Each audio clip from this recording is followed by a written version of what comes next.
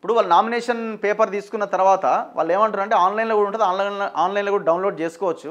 ఆ nomination paper మీద 10 మంది స్టేట్ కౌన్సిల్ మెంబర్లు ఆయనకి సపోర్ట్ చేస్తూ ఆయన ప్రతిపాదిస్తూ సంతకాలు పెట్టాలి. ఇప్పుడు పార్టీ ఒకరిని డిసైడ్ చేసిన తర్వాత ఇంకొక లీడర్కి ఆ పార్టీ లీడర్లు ఎందుకు సంతకాలు పెడతారు? ఇదేదో ప్రహసనం అంతే, ఏదో ప్రారంభించాలి కాబట్టి నోటిఫికేషన్ ఇవ్వాలి, ఏదో బైలాస్ అని కాబట్టి ఏదో పెడతారు. అట్లా అన్ని పార్టీలు ఇట్లే ఉంటుంది అనుకోండి, ఇంట్లో కూడా అట్లనే ఉన్నది.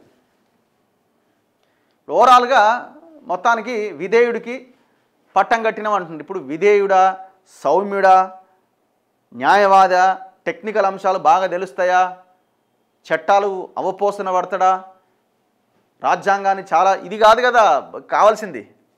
ఇవాళ రాజకీయాల్లో కావాల్సింది ఏంది? దూకుడుగా వెళ్ళాలి, మాస్ లీడర్ కావాలి. మరి అలాంటి క్వాలిటీస్ ఏమున్నాయి అన్నది క్వశ్చన్ మార్క్. ఇప్పుడు ఈయన 3 ఏళ్ళు ఉంటాడు, 1.5 year అయిపోయింది అధికారంలోకి వచ్చి కాంగ్రెస్. 1.5 yearలో వీళ్ళు కొట్లాడింది ఏం లేదు, జీరో. కిషన్ రెడ్డి ఆధ్వర్యంలో ఇంకొక 3 ఏళ్ళు ఉంటాడు, అంటే 4.5 ఏళ్ళు ఉంటాడు. లాస్ట్ 6 నెలల్లో మరి మారుస్తారా చూడాలి. అది కూడా ఒకవేళ మార్చినా ఏమైనా ఉపయోగం ఉంటుందా అంటే ఇంకొక 3 ఏళ్ల పాటు మీ పార్టీని స్తబ్దుగా ఉంచడానికే భారతీయ జనతా పార్టీ అధిష్టానం ఒక నిర్ణయానికి వచ్చినట్టుగా కనబడుతున్నది. ఇక అక్కడ మనం ఏదేదో అనుకోవడానికి వీలు లేదు. ఇక వెరీ క్లియర్గా వాళ్ళు సైలెంట్గా ఉండడానికి నిర్ణయించుకున్నట్టు కనబడుతున్నది.